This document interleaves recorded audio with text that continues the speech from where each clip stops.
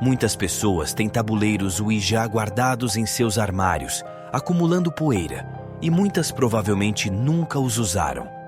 Descobri o que eram tabuleiros Ouija aos 16 anos, e ao perguntar aos meus pais se tínhamos um em casa, minha mãe me contou que sim, que havia um enterrado em algum lugar do armário com todos os jogos de tabuleiro.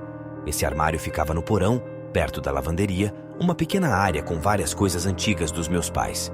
Fiquei intrigado em experimentar um tabuleiro Ouija, pois tinha um certo grau de superstição. Minha mãe me ajudou a revirar o armário sem desorganizar a arrumação cuidadosa dela. E finalmente ela encontrou uma caixa empoeirada que tinha escrito Ouija e mostrava duas mãos segurando a peça que se movimenta pelo tabuleiro, chamada de planchete. A caixa estava um pouco desgastada nas bordas, embora minha mãe dissesse que eles só tinham usado algumas vezes. A primeira coisa que fiz foi mandar mensagens para alguns amigos para que viessem usar o tabuleiro Ouija comigo no fim de semana, quando eu estaria sozinho em casa para tornar a experiência mais assustadora. Meu amigo Liam, que tinha 17 anos e um carro, pegou meu amigo Jack, e eles vieram logo. Era por volta das 21 horas, estava escuro, meus pais estariam fora por alguns dias, e meu irmão mais novo, de 2 anos, também estava em casa. Pedi a ele que participasse também. Planejamos jogar no sótão, que eu tinha transformado no meu quarto. Apagamos as luzes e ligamos uma lanterna no chão, no canto do quarto, apontada para o tabuleiro. Sentamos todos de um lado do tabuleiro, segurando a planchete, e começamos a fazer perguntas. Nenhum de nós tinha feito isso antes, então começamos com perguntas básicas. Eu disse: se houver alguém aí, mova a planchete. E pela primeira vez, ela começou a se mover em direção à palavra sim. Meu irmão perguntou: quantos anos você tem? E a planchete se moveu dos números 6 para 7 e 67. Nós nos olhamos, e embora eu suspeitasse que alguém de nós estava movendo, tenho certeza de que os outros também suspeitaram, mas continuamos jogando e não quebramos a imersão. Fomos fazendo perguntas por turnos. Eventualmente, perguntei ao tabuleiro: você é um demônio? E a planchete foi para a palavra sim. Nesse ponto, todos rimos e quebramos a imersão, percebendo que alguém estava brincando. Foi quando a lanterna se apagou e todos paramos de rir e ficamos realmente assustados. Quem fez isso? Alguém perguntou. Mas obviamente não fomos nós. A lanterna estava no canto e eu me arrastei para pegá-la, mas o botão não acendia. Liguei o abajur ao lado da minha cama e vi as expressões assustadas dos meus amigos e do meu irmão. Eu disse: essa foi a hora mais aterrorizante para a bateria acabar. Mas também parte de mim sentia que não era uma coincidência. Paramos de jogar naquele momento e até saímos do meu quarto e fomos para o quintal, porque todos estávamos assustados de estar na casa. No entanto, tive que dormir naquele quarto naquela noite. Quando meus amigos foram embora e meu irmão eventualmente foi dormir, eu sabia que precisava fazer o mesmo. Coloquei o tabuleiro Ouija de volta na caixa e o levei para o térreo. Senti uma estranheza em dormir no mesmo quarto que ele. Assim que apaguei a luz, tentei dormir imediatamente, sem ficar no celular por 1 hora como costumo fazer. Enquanto finalmente começava a cochilar, algo no meu armário caiu. Eu me levantei imediatamente e olhei na direção da porta do armário. Liguei o abajur ao lado da cama e fui até o armário. Era um armário pequeno, onde guardava algumas roupas. Havia um interruptor do lado de fora que acendia uma lâmpada única. Liguei-a e olhei para a fresta na parte inferior da porta. Vi o que pareciam ser 2 sombras projetadas por pés do outro lado da porta. Assim que vi isso, comecei a gritar o nome do meu irmão e corri até o quarto dele. Expliquei o que tinha visto e o levei para o meu quarto para mostrar a ele. Quando chegamos ao meu quarto, a luz do armário ainda estava ligada, mas as sombras na parte inferior da porta não estavam mais lá. Abri a porta e não havia ninguém dentro do armário, mas havia algo no chão. Era uma caixa de madeira que eu tinha feito nas aulas de arte e onde colocava lembranças de infância. Ela tinha caído e o conteúdo estava espalhado pelo chão. Não havia corrente de ar no mundo que pudesse ter derrubado aquilo. Não fazia sentido lógico. Dormi na cama dos meus pais naquela noite, e na próxima, e por 1 semana depois disso, dormi no quarto de hóspedes. Eventualmente voltei a dormir no meu próprio quarto, mas nunca esqueci aquela noite. Nunca mais toquei em um tabuleiro Ouija desde então.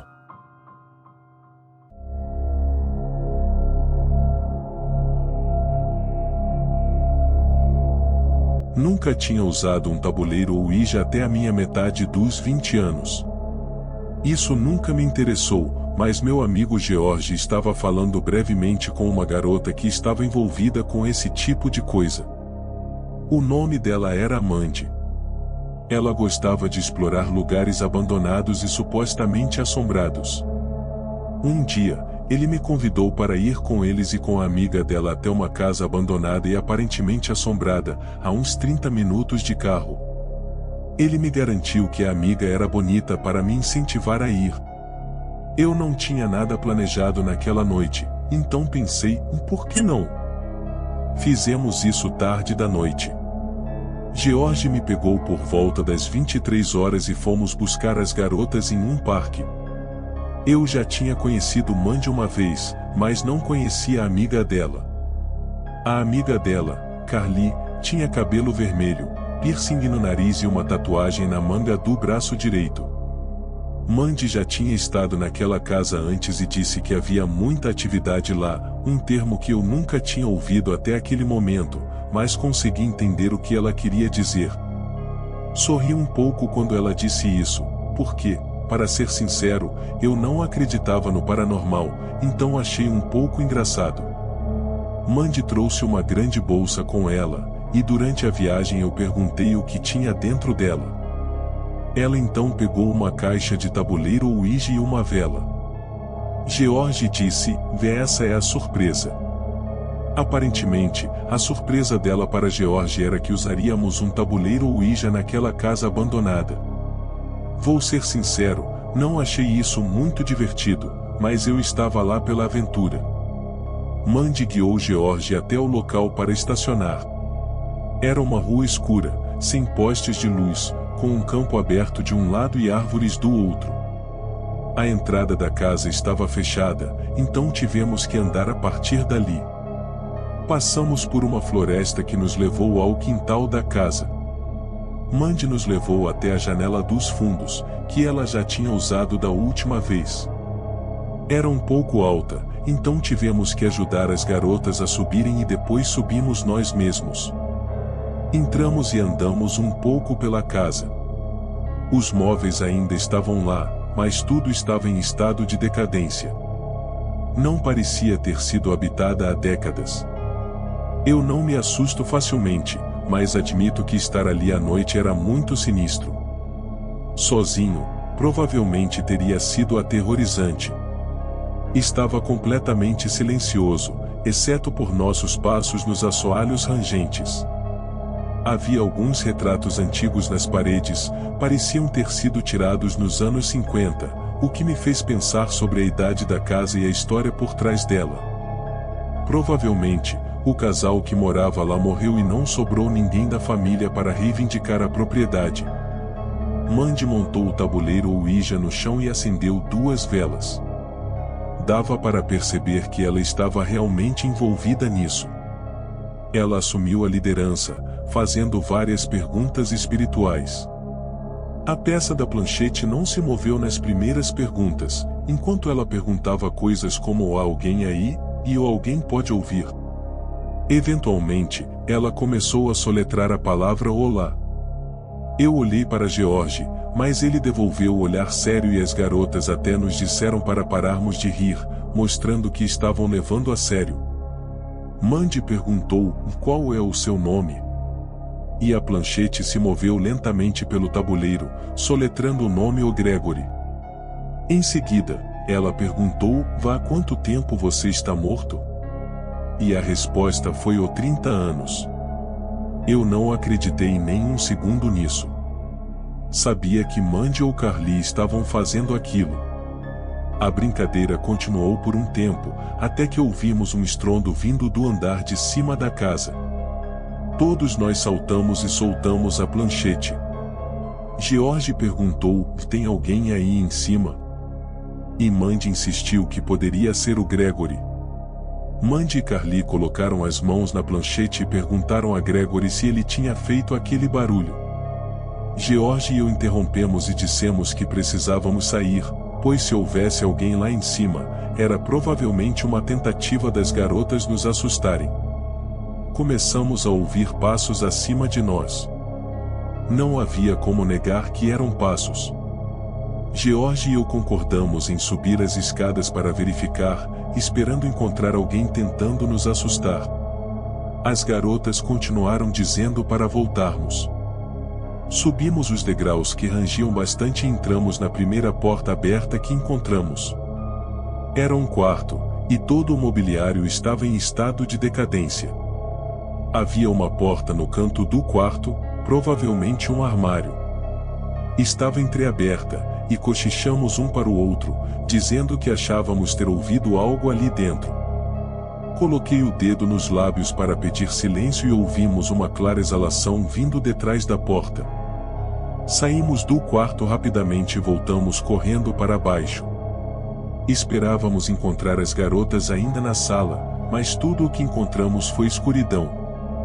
As velas, o tabuleiro Ouija, tudo estava lá, mas as garotas tinham desaparecido.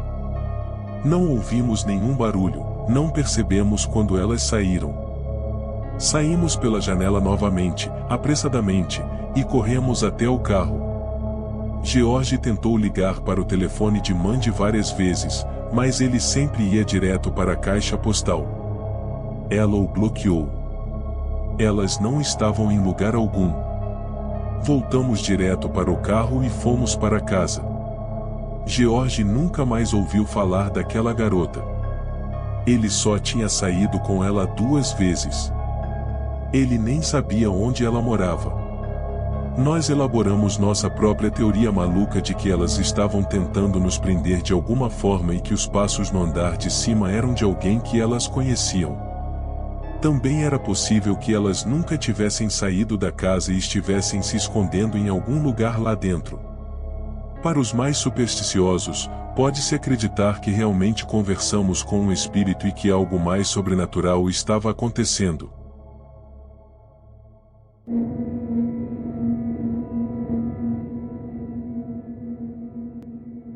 Em outubro de 2015, quando eu estava no 3º ano do ensino médio, estava na minha fase de adoração por coisas assustadoras e sobrenaturais.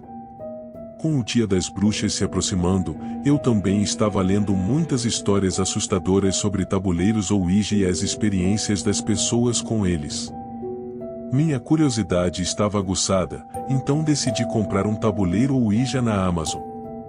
Quando chegou, esperei por uma noite em que meus pais não estariam em casa para usá-lo. Consegui convencer minha irmã mais nova a experimentar comigo. Estávamos na mesa de jantar, com as luzes fracas, cada um segurando a planchete. Comecei a fazer algumas perguntas ao tabuleiro, mas depois de um tempo, minha irmã e eu nos sentimos meio desconfortáveis e achamos meio estranho, então paramos. Comecei a movimentar a planchete para tentar assustá-la, mas ela sabia que era eu. Depois de alguns minutos, estávamos começando a ficar entediados, e minha irmã queria parar. Eu disse, vamos tentar mais alguns minutos. Depois de esperar um pouco mais, e a planchete não se movia, decidimos desistir. Minha irmã foi para o quarto dela, e eu fui para o meu. Continuei lendo mais histórias de tabuleiros Ouija online e também procurei porque não tivemos sucesso. Descobri que muitas pessoas disseram que na primeira vez usando o tabuleiro Ouija, nada aconteceu. Decidi tentar novamente por volta da 1h da manhã, quando minha irmã já estava dormindo. Desça novamente para a sala de jantar e deixei as luzes fracas. Novamente, comecei a fazer perguntas semelhantes às que fizemos anteriormente, mas desta vez em um tom de voz mais baixo para não acordar minha irmã. Segurei a planchete com ambas as mãos, esperando que ela se movesse, mas nada aconteceu. Enquanto eu esperava, ouvi sons vindo do andar de cima, como passos suaves. Poderia ser minha irmã, que talvez tivesse me ouvido lá embaixo. Os sons de passos foram seguidos por uma voz abafada de mulher. Não parecia exatamente a voz da minha irmã, mas vinha diretamente de cima de mim. O quarto acima da sala de jantar era o quarto do meu irmão mais velho, que estava na faculdade. Minha irmã não estaria lá. Subi as escadas devagar, seguindo o som da voz, que ficava mais alta à medida que eu me aproximava do quarto do meu irmão. A voz repetia, e a vovó está aqui, Georgie, uma e outra vez. A voz parecia ser da minha falecida avó. Senti todos os pelos do meu corpo arrepiarem.